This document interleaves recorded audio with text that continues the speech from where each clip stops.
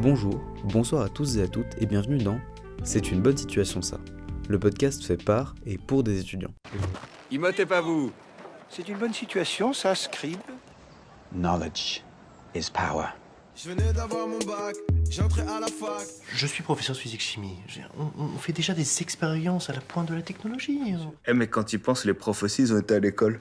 Mais vous savez, moi je crois pas qu'il y ait de bonnes ou de mauvaises situations. Bonjour à tous, aujourd'hui on est avec Anna. Anna, je te laisse te présenter du coup, qui tu es, qu'est-ce que tu fais, si tu as des engagements dans une asso à côté, si tu as des activités artistiques. Alors, je m'appelle Anna, j'ai 22 ans. Je suis à la fac de droit de Montpellier, en licence 3. Je fais du chant. Et je suis dans un groupe de musique. Donc, c'est ma petite activité extrascolaire. Et non, au-delà de ça, non, j'étais dans une association, mais j'ai arrêté à cause des études parce que ça prenait pas mal de temps. T'es dans un groupe de quoi? De musique, on fait un groupe de rock, pop. Trop sympa, et toi tu joues quoi dedans? Moi, je suis chanteuse. Ah, du coup on pourra mettre des extraits de ce que tu fais. On demande... Ouais, bah ça, faudrait que je... Pourquoi pas, tiens. Pourquoi t'as choisi ce cursus? Bah déjà, tu sais, j'ai fait un bac littéraire. Donc, du coup, j'étais assez penchée quand même... Déjà, très penchée politique depuis que j'ai 12 ans. Ça m'a toujours un peu passionnée. Et je me suis dit, qu'est-ce qui peut se rapprocher le plus après pour faire un métier. Et à la base, j'avais ambition d'être ministre. Alors ça, c'est très vite... Je voulais être ministre pour le droit des femmes. Au final, je me suis dit un petit peu trop d'ambition, je pense. Et après, ouais, j'aimais pas mal la science politique. Et puis le droit, c'est venu au fil du temps. Je voulais être avocate, puis notaire. Et notaire, ça m'a pas du tout... ça correspond pas du tout au profil que je recherche pour ma vie, mon métier plus tard. Donc c'est vrai que là, je suis en pleine encore recherche de ce que je veux faire. Et puis, l'année qu'on a passée m'a fait pas mal... réfléchir sur ce que je voulais, sur qui j'étais. Voilà, donc ça a été une année un peu transitoire pour la suite. Donc okay. Je cherche encore à trouver ma place, on va dire. D'accord. Moi j'ai fait un stage en études notariales là. Ah ouais? Déprimant. Qu'est-ce que t'es allé faire là-bas? Mais j'étais en seconde, ils nous ont dit faites un stage, du coup mon père il m'a fait ah bah il y a un notaire, ça paye bien ça, test. Bah tu vois, c'est exactement c'est le cliché que tu as justement Là le cliché du salaire du notaire, où tu te dis vraiment bah c'est le métier dans le droit qui gagne le mieux en apparence entre guillemets, et quand tu rentres vraiment dans le fond et parce que c'est ton quotidien, c'est quand même, tu travailles tout le temps dans ce milieu, et ben en fait tu te rends compte que c'est pas du tout attrayant comme job, quoi. Donc oui, tu gagnes de l'argent, mais pour être assis derrière un bureau ou à faire toujours la même chose, parce que le notariat c'est un des métiers du droit, malheureusement, où comparé à d'autres métiers du droit où t'as un peu plus d'action, les juges, les avocats, même juristes en entreprise ou quoi, t'as plus d'action et de mouvement dans ta journée. Notaire, c'est tout le temps la même chose. Enfin après, avocat, du coup tu peux me confirmer, mais j'avais lu que c'était hyper précaire comme métier, qu'il n'y en avait pas beaucoup qui sortaient du lot, et au final c'était un métier où vraiment c'était galère de se faire une place. Alors en fait, avocat, c'est surtout le domaine. Parce qu'il y a énormément d'avocats, mais ça dépend du domaine. Donc les gens, ils sont toujours plus attirés vers du pénal, parce que c'est le plus intéressant. Mais c'est le domaine où tu gagnes le moins, parce qu'il faut te faire une réputation, et je veux dire, tu deviens pas, comme je dis à chaque fois, les profs ils te disent, vous devenez pas du bon Moretti en 2 ans, en 3 ans ou en 5 ans. Je veux dire, il faut limite, même des grands avocats, ils mettent 20-25 ans à se faire connaître dans leur milieu. Après, oui, pénaliste, tu gagnes 1200 par mois, quoi. alors que t'as bac plus 7 et que tu travailles nuit et jour. Je veux dire, t'as pas de vie. Après, donc, oui, non, sinon, tu peux faire avocat des affaires. Ça, tu gagnes bien. Avocat fiscaliste aussi. Ouais, voilà. En fait, les trucs un peu relous que personne ne veut faire en tant qu'étudiant, c'est là où tu gagnes le mieux, mais c'est pas du tout revendiqué, en fait. À la fac, c'est que on te pousse à être pénaliste, en fait. Qu'est-ce que ton cursus t'a apporté? Là, pour le moment, qu'est-ce qui t'a apporté? De l'angoisse? Non, je vais commencer par les points... Non, je vais commencer par les points positifs ou négatifs? Commence par les points. Ouais, les points. Non, après, c'est très large comme cursus.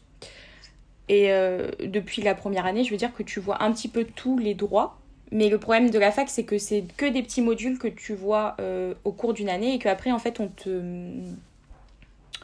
comment te dire? On t'initie à quelque chose et il n'y a pas de suite, en fait. C'est ça qui est un peu embêtant, je trouve, avec la fac. C'est que moi, il y avait des matières que j'adorais, mais finalement, tu as une sorte de... On te coupe un peu dans ton élan, tu vois. Par exemple, tu vas avoir une matière pendant 4 mois, après, c'est terminé, tu vas passer à une autre matière. Donc, tu peux pas finalement te faire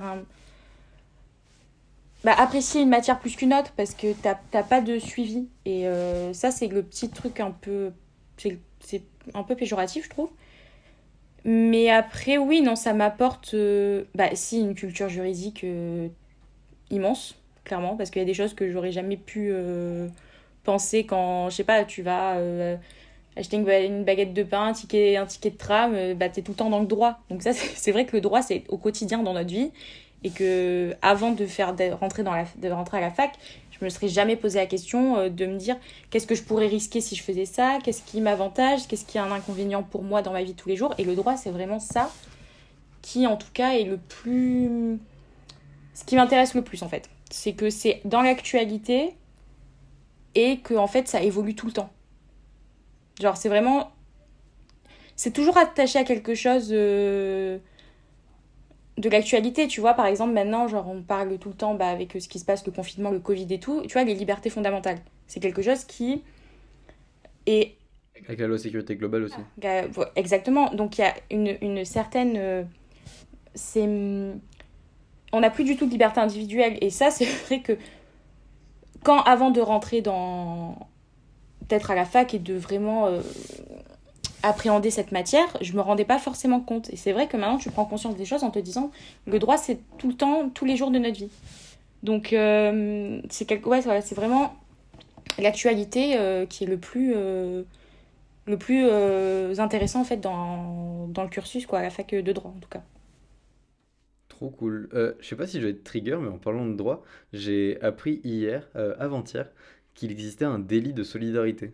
Oui, c'est possible, oui. Ah bon? En fait, ça a émergé dans les médias. Ça existait déjà un peu avant, fin années 90, mais c'était par rapport à l'affaire du gars qui avait aidé des immigrés sur le sol français, qui les avait hébergés chez lui. Cédric, je sais plus comment il s'appelle. Et du coup, il existe un terme qui s'appelle délit de solidarité. Tu pourrais pas penser qu'il y a trop de solidarité, et il y avait un délit pour ça. Enfin, je trouvais ça... Oui, c'est vrai que souvent, rigolo. on l'entend d'ailleurs, les journalistes, des fois, ils en parlent souvent, hein, ou même les professeurs et tout, ils nous en parlent souvent, et c'est vrai que tu comprends pas trop pourquoi, tu vois, quand t'entends... En fait, c'est exactement ça, le droit, c'est les mots. Et c'est vraiment l'importance et l'impact que les mots peuvent avoir juste dans une phrase. Le droit, c'est exactement ça, c'est vraiment la bonne formulation des mots, comment les utiliser, en fait. Voilà. Et des fois, c'est vrai que on pouvait employer des choses. Je me rappelle, avant de commencer le droit, j'employais des mots où je me disais, mais en fait, ça n'a pas d'importance. Et en fait, maintenant que je suis à la fac et que je me rends compte, si. Alors, des fois, c'est des trucs tout bêtes, mais juste une conjonction entre le « et » et le « ou », ça peut changer carrément toute la sémantique de la phrase. Ouais, c'est très mathématique. En fait, le droit, c'est pas du tout c'est de la logique, en fait. Ce sont les matières, les élèves qui ont fait bac scientifique qui ont le plus de pourcentage de réussite en première année. Genre, nous, les bacs littéraires, on est à 15%, je crois. Et eux, ils sont à 45-50% de réussite, quoi. Ah oui. Et est-ce que tu as des cours de rhétorique par rapport à tout ce qui est langage, tout ça justement? Non. Pourtant, ce serait une super idée, d'ailleurs. Bah, justement, pour un inconvénient de la fac, ce serait de... T'es un peu jeté dans le monde du travail sans avoir vraiment eu un apprentissage, en fait, du monde professionnel. Bah, surtout que tu dois savoir faire un plaidoyer ou des trucs comme ça et... Ça, c'est vrai qu'ils te le font un petit peu, mais ils sont pas non plus exigeants, tu vois. Moi, je sais qu'on a déjà fait des procès fictifs, mais tu vois, c'est un peu pour nous amuser, pour nous dire, ah, vous êtes l'accusé, la victime, et amusez-vous, à vous... voilà. Mais il n'y a pas de... C'est un jeu de rôle, tu vois. Il n'y a pas vraiment de... Il n'y a pas d'enjeu, il n'y a pas de structure. Pas du tout, pas du tout. Le gros problème de la fac, c'est que tu as juste de la théorie. Et il n'y a pas du tout, mais pas du tout de pratique. Et même les profs, ils t'incitent pas à t'entraîner, tu vois. Il n'y a même pas il y a pas d'atelier, justement. Bah là, ce serait d'atelier, justement, pour les plaidoyers et tout. Ce serait super intéressant, tu vois.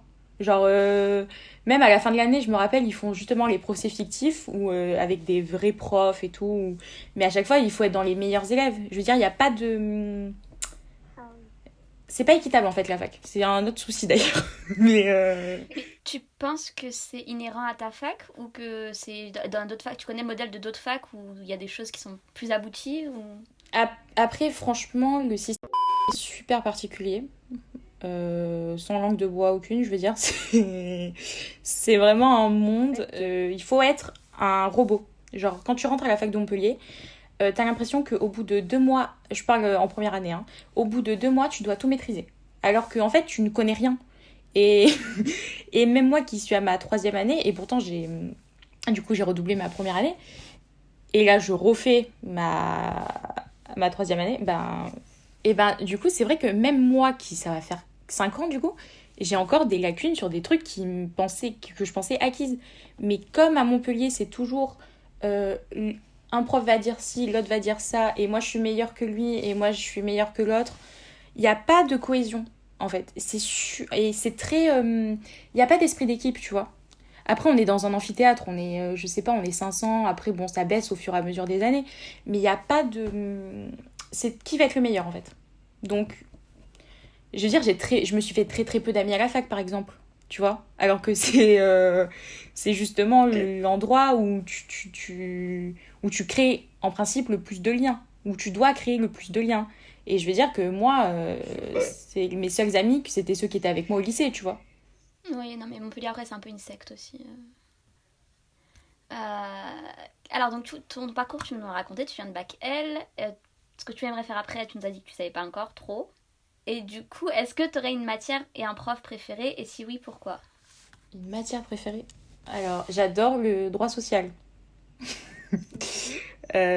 Droit social, droit du travail, c'est pareil en fait. Du coup, cette année, comme je redouble, j'ai fait un diplôme universitaire en droit de la santé. Du coup, c'est super...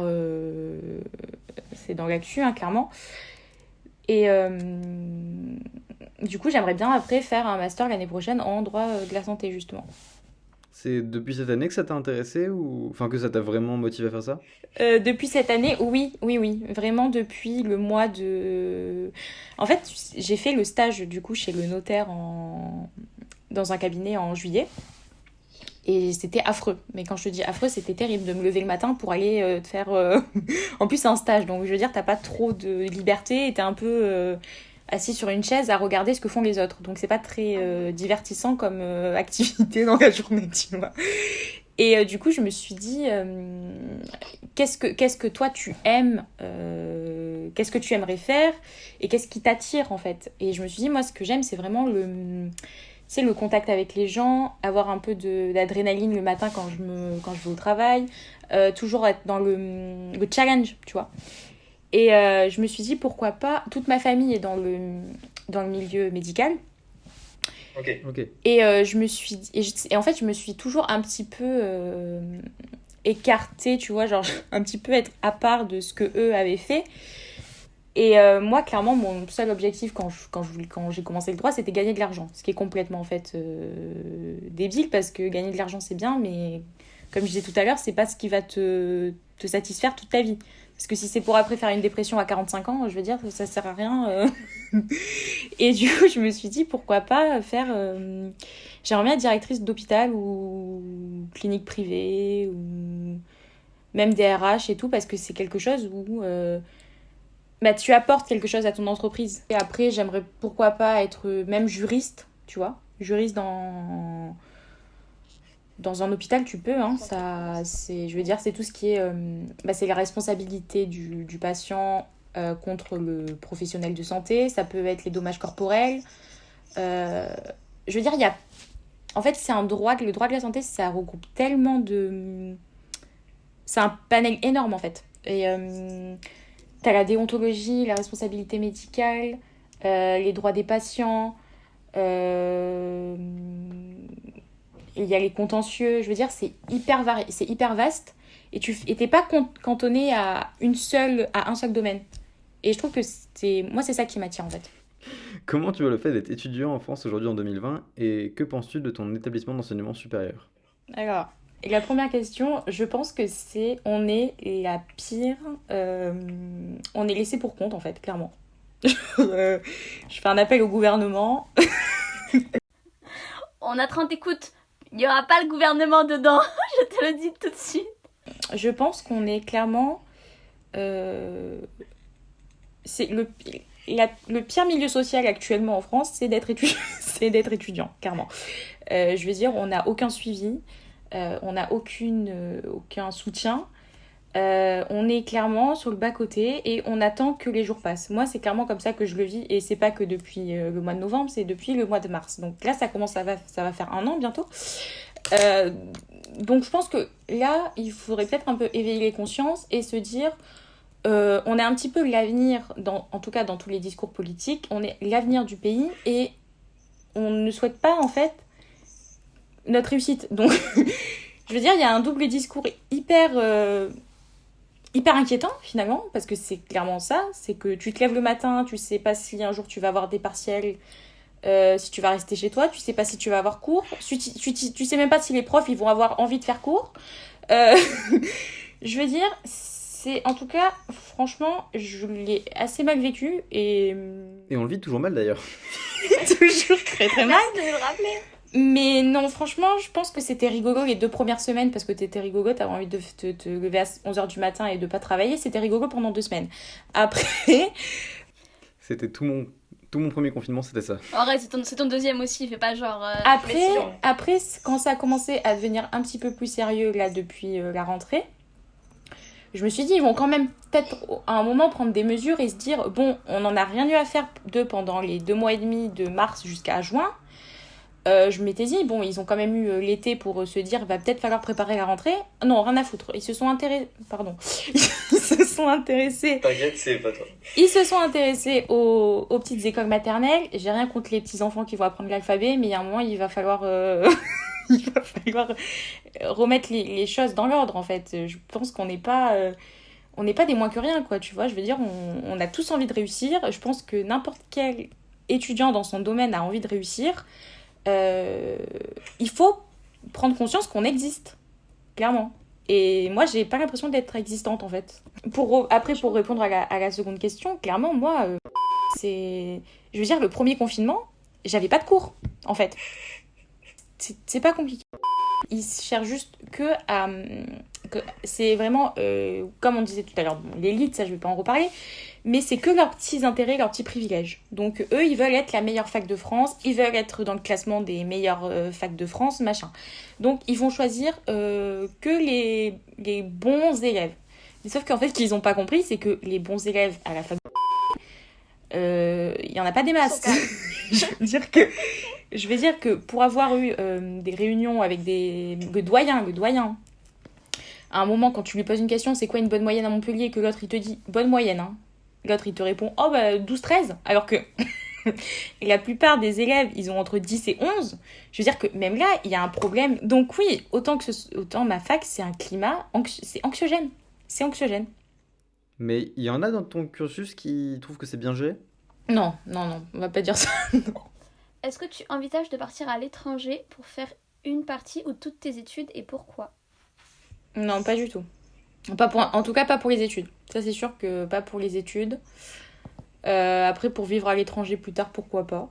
Mais pas pour le cursus scolaire. Je pense que je vais rester en France. En vrai, il me reste 4 ans. Donc non. Très bien. Quand tu étais petite, comment tu imaginais les études supérieures? Est-ce que c'est mieux ou pire? Je veux pas dire que ce soit pire. Franchement, je veux pas dire que ce soit pire, mais je m'attendais à que ce soit mieux. Clairement. Je pense que j'avais un petit peu imagé... tu sais, imagé la faculté... Tu vois, quand tu regardes un petit peu, après c'est hyper cliché, mais tu regardes un peu les séries américaines, tu te dis ouais, ça a l'air grave bien, ils ont l'air de pas avoir de cours, ils ont l'air de faire tout le temps la fête. Et non, franchement, ouais, et surtout que je suis hyper attrayante de tout ce qui est un peu série sur le droit et tout. De toute façon, Anaïs, elle le sait. Donc c'est vrai que quand tu... Mais en plus, franchement, je vais pas mentir, c'est vrai que quand tu penses que tu vas avoir une prof... extraordinaire, tu vas avoir des cours magnifiques où tu vas résoudre des meurtres, mais alors pas du tout en fait, mais pas du tout. T'es dans un amphithéâtre avec 500 personnes où il fait 45 degrés, tu colles, je veux dire, tu te tapes des cours d'histoire de 3 heures. Mais voilà, je veux dire, c'est vrai que non, je pensais pas que c'était pas aussi bien en tout cas. Mais peut-être qu'aussi je rêvais beaucoup. Macron! Putain! Explosion! Est-ce que tu aimes le conflit ou est-ce que tu préfères l'éviter? Alors, maintenant, je préfère l'éviter. Mais il y a ça de 6 mois, je l'adorais par contre. Je veux pas dire que j'adorais le conflit, mais je le cherchais, on va dire. Qu'est-ce qui s'est passé? Mais... Qu'est-ce qui s'est passé? Mais je pense que le confinement m'a remis les idées en place. Non, mais c'est vrai que, en vrai, c'est hyper cliché de dire ça parce que tout le monde a dit oui, j'ai pris du temps pour moi, j'ai fait un peu le philosophe. Mais au final, t'es tout seul avec toi-même, en fait, tu vois. Genre, tu vois personne. Les seules personnes que tu vois, c'est tes parents. Je veux dire, t'as le temps de réfléchir, de te poser, genre, de dire pourquoi... Moi, franchement, j'ai... Surtout si t'as pas cours. Bah oui, c'est surtout ça. Mais après, non, franchement, mais non, je n'aime pas le conflit. Clairement pas. Non.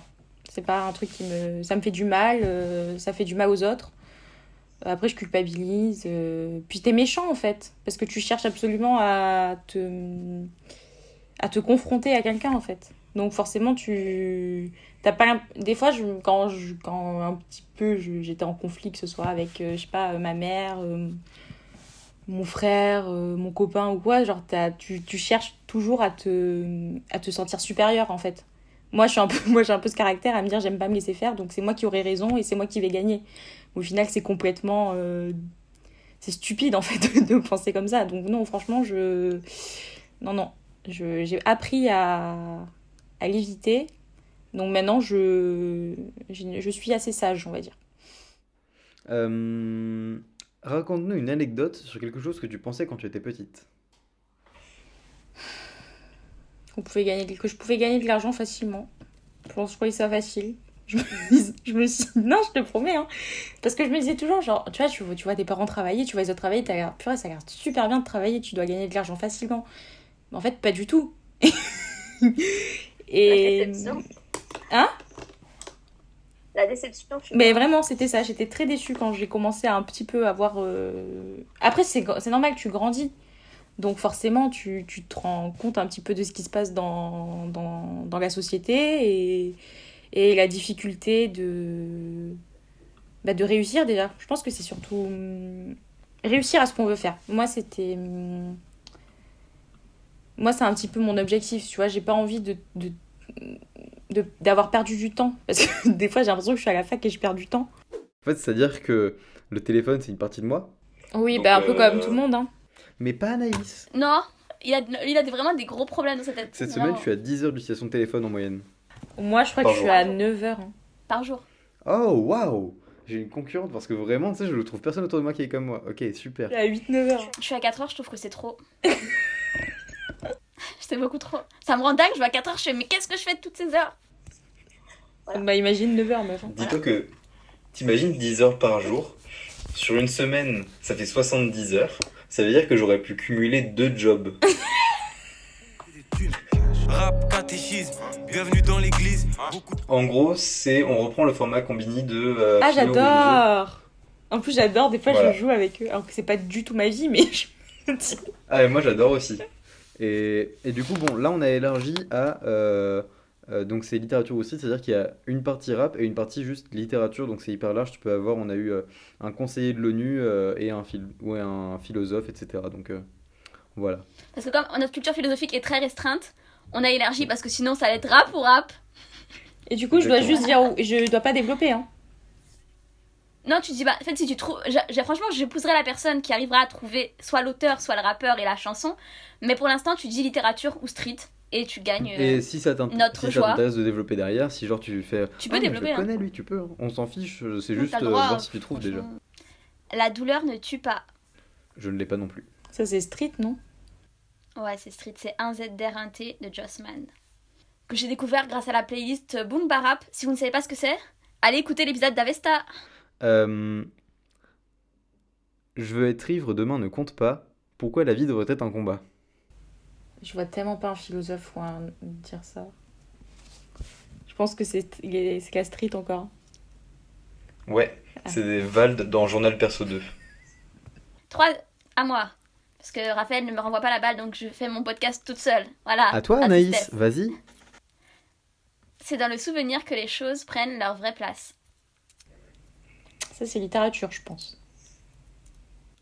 Ouais, c'est de Jean Anouilh. Stylé. Ouais. À toi, Raphaël. Un pansement sur les lèvres quand mes yeux aux cieux s'élèvent. Je dirais littérature. Je suis pas Eh bien, certaine. c'est Népal. Ouais, je pensais qu'il y avait un truc. C'est Je me suis Népal dans dit, Camera il House. doit avoir un bon. Ça doit être un bon, lui. Qui a écrit ça. Ah, mais vraiment, tu sais, j'ai vu cette phrase. J'étais Ouais. en mode, oh, mais c'est parfait en fait. Ouais, je me suis dit. Bah, j'ai hésité.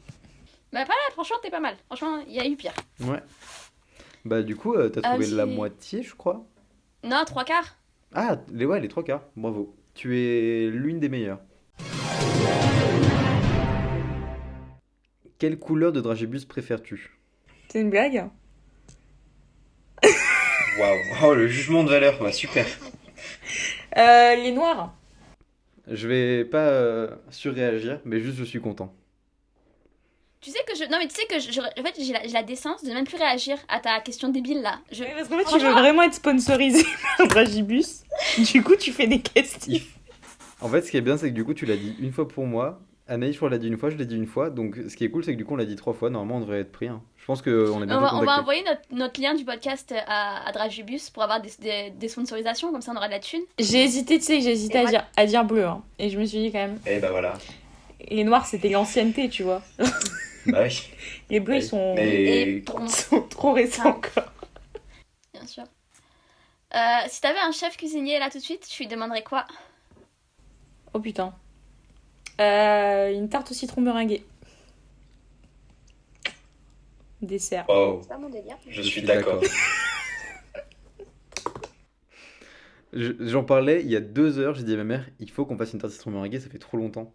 Pendant le confinement, j'en ai fait tout seul. C'était trop bon. Oh, la chance. Alors, est-ce que t'aimes bien Montpellier? Oui, oui. Après, j'y vivrai pas toute ma vie. Mais oui, oui, j'aime bien.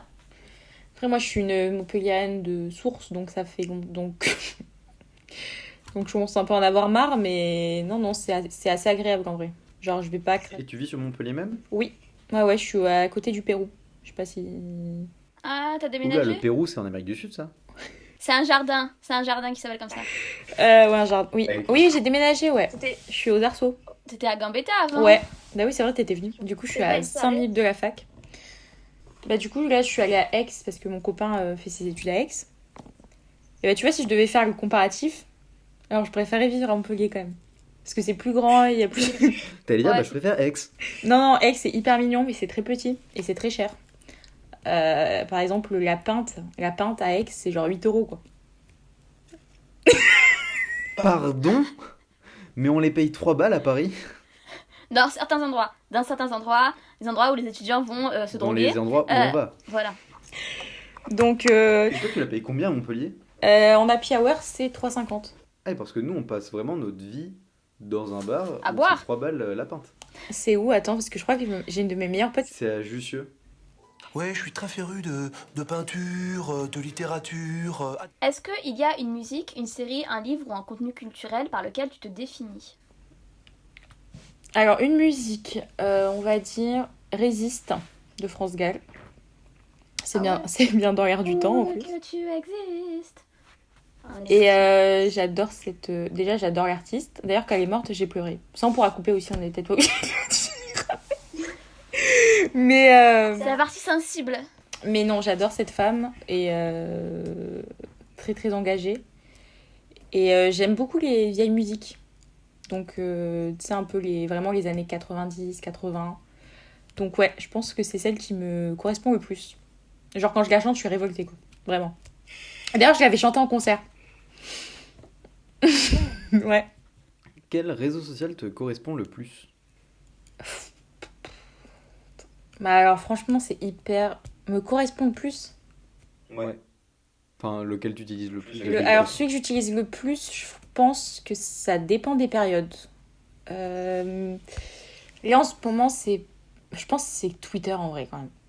Genre, ça me fait. Je pense que c'est Twitter en vrai parce que c'est un peu tout. Genre, c'est un fourre-tout un peu.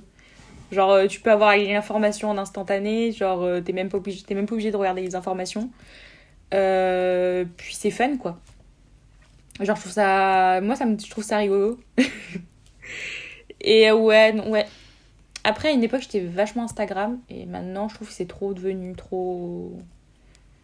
C'est le téléachat, quoi. C'est un peu- C'est vrai. Donc, non, franchement, non. Instagram à l'époque. Et maintenant, vraiment, Twitter, je trouve que ça a pris. Ouais, j'aime beaucoup. Très bien. Pas TikTok? TikTok, je me suis mise pendant le Covid. Je te jure que Oui. parce que quand j'arrivais pas à dormir, en fait, je regarde TikTok toujours le soir, en mode quand je suis en insomnie. et tout. Le pire, c'est que mais ce truc, c'est maladif en fait. C'est genre tu vas Ah, regarder mais ils ont trouvé le meilleur moyen de te garder, c'est horrible. pendant de 2 à 3 heures de vidéos de merde. Mais en plus, c'est des trucs que C'est tu. ça quand Alors vous êtes que c'est- sur 9 heures sur votre téléphone, c'est pour ça. Mais alors que c'est hyper court, mais c'est fou comment ils ont réussi à trouver le meilleur système pour te garder. Je te jure, c'est trop trop con. Mais qu'est-ce que c'est drôle. Franchement, c'est hyper drôle. Ça, c'est trop trop drôle. Est-ce que si tu pouvais dîner avec quelqu'un, une célébrité morte ou vivante, tu choisirais qui? Alors, je peux dire les deux, genre une morte et une vivante. Ouais. Alors, je pense qu'une vivante, ce serait sans hésiter Nathalie Portman. Et si elle était morte, je prendrais Simone Veil. C'est mon idole absolue, genre c'est. Pour des évidentes raisons. Je suis admirative. Genre pour moi, c'est la plus grande femme politique et au-delà de la politique française. Quelle est la situation qui t'a étonné? Elle commençait bien et elle a mal fini ou l'inverse? Mon année scolaire. Euh, Très simple comme réponse. Non, franchement, l'année dernière, elle commençait très très très bien. Genre, franchement, j'avais des super notes, j'étais super assidue, j'allais à la BU tous les jours, je faisais des nocturnes à la BU parce qu'on a une BU à Montpellier, elle ferme à 22h30. Genre, je me tapais des 9h, 21h30 avec des copines, genre. Mais vraiment au taquet. Je me suis dit, franchement, c'est bon quoi, cette année, nickel. Résultat, j'ai eu 7 de moyenne. Voilà. Qu'est-ce que tu dis? En fait, ne travaillez pas. Oui, oui. Et en fait, ce qui m'a frustrée, c'était de me dire, genre, j'ai tellement bossé. Je pense que de ma vie, je n'ai jamais autant travaillé. Même pour le bac, j'avais jamais autant travaillé. Et, et en fait, j'étais plus déçue d'avoir mis autant d'énergie et de travail pour avoir ce genre de résultat, tu vois. Parce que au-delà de la note, parce que la note en soi, je m'en fous, tu vois, parce que j'aurais pu avoir plus. Mais c'est juste les efforts. Parce que, encore, tu vois, si j'avais rien foutu, genre, ok, je peux m'en prendre qu'à moi-même. Genre, je mérite ma note. Oui. Mais là, comme je sais que j'ai travaillé, franchement, ça a été là. En plus, attendez, parce qu'il faut quand même savoir que le karma est fou. C'est injuste. Le karma est incroyable. J'ai eu mes résultats du semestre. 3 semaines après, on était confinés. Franchement, un timing incroyable. Non, c'était franchement, février-mars, une grosse dépression. Putain, alors que moi, la dépression, c'était vraiment. Enfin, j'ai pas fait de dépression, mais juste la déprime, c'est vraiment ce confinement-là. Le premier confinement, c'était ma meilleure vie. Apéro tous les soirs, je me levais à pas d'heure et j'arrivais à gérer les cours. Et là, Je suis débordé. Ouais, tu vois, moi, c'était le confinement non-stop. Bah non. J'ai fait que ça de mon premier confinement. Et là, pas du tout. Là, vraiment, j'ai vu mes potes. J'ai vraiment vu mes potes pour boire 2 fois. On se fait grave chier, j'arrive pas à bosser. Je procrastine, j'ai l'impression d'être débordé tout le temps, c'est une horreur. J'ai l'impression que ça fait 6 mois qu'on a repris les cours, j'en peux plus. Encore le premier confinement se faisait chier, mais il y avait une sorte d'intérêt. Tu disais, oh, comment c'est? Tu vois, c'était nouveau, tu disais, oh, comment c'est de rester 2 mois enfermé sans voir personne? Bah après, vous habitez chez vos parents. Moi, je fais partie des gens au premier confinement, j'étais dans un 16 mètres carrés toute seule. Moi, j'étais en prison en fait. Après, moi, ça m'a pas dérangé parce que je m'en fiche, tu vois. Bon, non, mais mon corps est parti en couille, c'est-à-dire que je dormais plus la nuit. J'ai plus eu mes règles pendant le premier confinement, vraiment. C'est-à-dire que. Moi, je les ai pas eu non plus, waouh, trop étrange. Ah, de ouf! On va être recoupés. Une passion. Je propose qu'on renomme ce podcast. Non pas, c'est une bonne situation ça, mais on galère et des fois on sort des épisodes.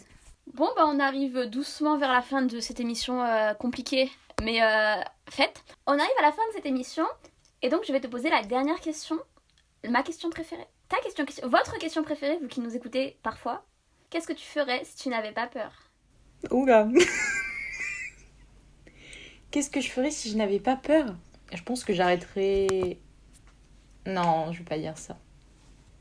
Qu'est-ce que je ferais si j'avais pas peur maintenant? Je pense que je me marierais. Ouais. Dans ta vie, avant. Oui, j'ai répondu. Quoi? T'as dit quoi? On n'a pas compris? Oh, j'adore. Je pense que je me marierais. Oh, trop bien. Avec ton gars actuel? Oui. Bah non, avec un autre. Quelle question? Je sais pas, tu prends une personne... Pourquoi? C'est combien de temps que vous êtes ensemble? Ah, ça fait pas long, bah, bientôt 2 ans là, 1 an et demi. 2 ans en mars. Les gens ils vont se dire, elle est complètement folle de dire ça. Et... Mais pourquoi? Pourquoi je... Je vais lui dire de jamais je vais lui dire de ne jamais écouter ce truc. Hein.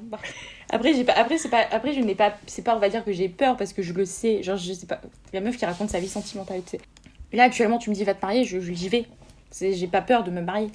J'aurais peur parce que, on va dire que j'aurais peur du contexte économique dans lequel on est, tu vois. Mais sentimentalement, non, j'aurais pas peur. J'aurais plus peur de comment vivre, en fait. Voilà. De toute façon, à chaque fois, c'est ce qu'on se dit. En vrai, on se dit, on sait qu'on va se marier, mais quand et avec quel argent, voilà. C'est un peu la question qui revient quand on en parle. Mais je le sais, il le sait, voilà, quoi. J'ai pas encore parlé de viande médecine dans ce podcast. À l'époque, on avait une ref à ça dans l'intro qu'on n'a pas mise. Ouais, parce que c'était un peu trop pointu. Pointu. Elle est dans le sud, nous sommes dans le sud actuellement. Ah oui, tu remarqueras que j'ai pas du tout d'accent quand même.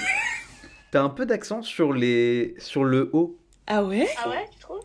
Ouais. Tu sais qu'on on me l'a jamais dit, hein. Dis Rose. Bah tu vois, là tu l'as. Ah oui, parce que tu sais que j'ai justement ma pote qui est de Paris. Elle a l'impression qu'on dit rase. Est-ce que vous dites rose? Vous dites rose. Vous dites rose ici. Oui. Alors que dans les vrais français, on dit rose.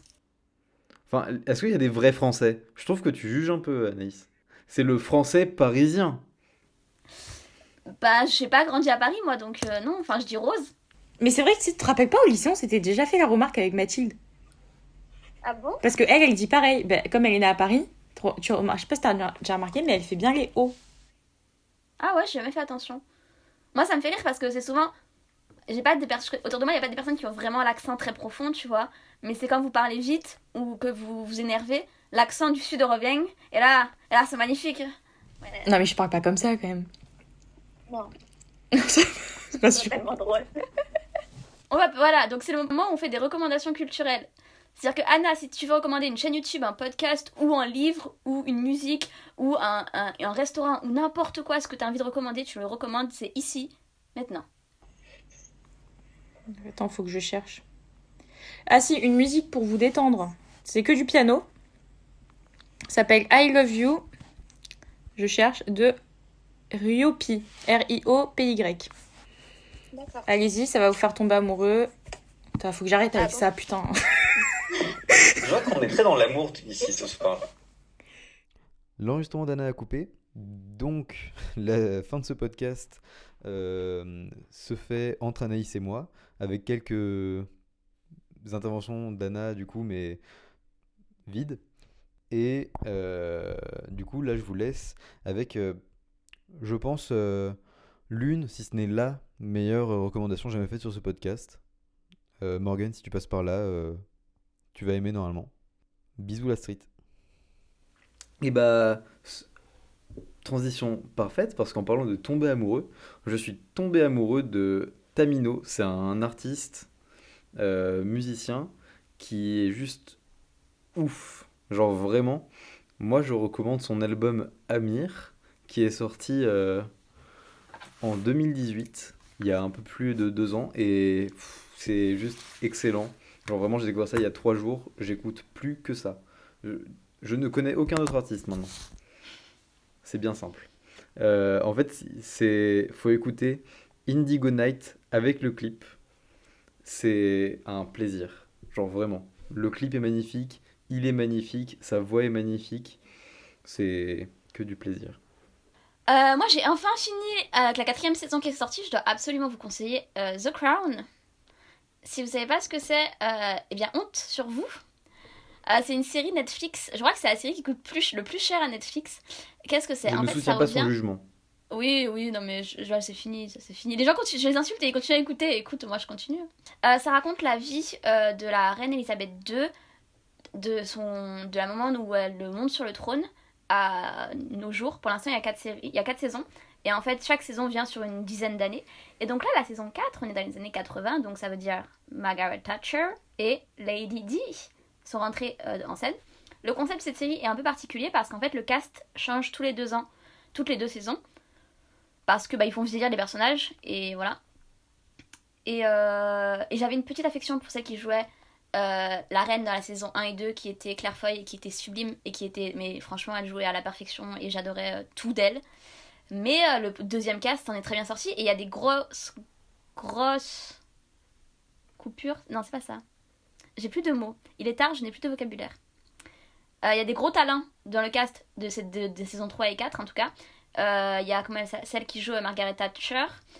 Il y a Tobias Menzies qui est excellent. Il y a Olivia Colman qui joue la reine.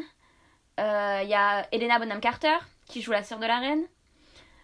Des grosses pointures, c'est ça que je voulais dire tout à l'heure. Voilà, et franchement je vous conseille, tout est beau dans cette série. Les décors sont beaux, les costumes sont beaux, le jeu des acteurs sont magnifiques, les BO sont magnifiques, le générique est ouf. Et je trouve que cette série, il y a des punchlines qui viennent de cette série qui résument très bien la série. Il y a une phrase qui revient tout le temps dans cette série, c'est... la première fois qu'on entend, je crois que c'est le père d'Elisabeth qui le dit, c'est... Il dit niquez-vous tous, non? Ouais, c'était ça. Oui, ok. Non mais t'apprendras bien vite que tout ce qui sort de la bouche de Raphaël est connerie à ne pas prendre au sérieux, voilà. Sauf si je le valide après. Non, il dit, vous êtes l'essence, tu es l'essence... Enfin, c'est l'essence de ton devoir, du devoir... C'est la couronne en fait. Tous les yeux doivent toujours être pointés sur la couronne. C'est toujours le devoir, c'est vraiment le point central de cette série. Et autre phrase je trouve résume parfaitement la série. Saison 1, c'est la reine qui le dit. Je vais la faire en français parce que mon accent anglais est catastrophique. Je sais que je suis entourée de personnes qui croient qu'elles feraient mieux le travail que moi. Mais pour le meilleur ou pour le pire, la couronne a atterri sur ma tête. Et je trouve que ça résume à la perfection la série. C'est-à-dire qu'il y a plein de gens qui tournent autour de la couronne, mais au final, c'est elle qui est censée diriger. Et... franchement, elle a 94 ans, je crois. 73 ans de mariage. Jamais. Bientôt dead, hein? Oh, dis pas ça, elle est trop mignonne. Mais tu sais, je pense qu'elle va mourir quand son mari va mourir, quand le prince Philippe va mourir. Parce que lui, il est vraiment vieux. Lui, il a 99 ans. Parce que... Ouais, Tu sais, 94, ça va, elle est jeune, elle est fraîche. 99, elle est dans sa prime jeunesse, tu vois. Mais, oui, bah normal. C'est honteux ce qui se passe. C'est-à-dire qu'on a oublié de faire des bisous à la fin ou juste de dire au revoir. Donc bah je le fais pour nous. Salut la streetzer. Ciao les potes.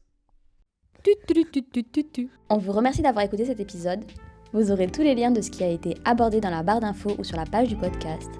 Ce podcast est rendu possible grâce à la contribution de la Maison des Initiatives Étudiantes, du soutien de la mairie de Paris et de la faculté de la Sorbonne. Merci.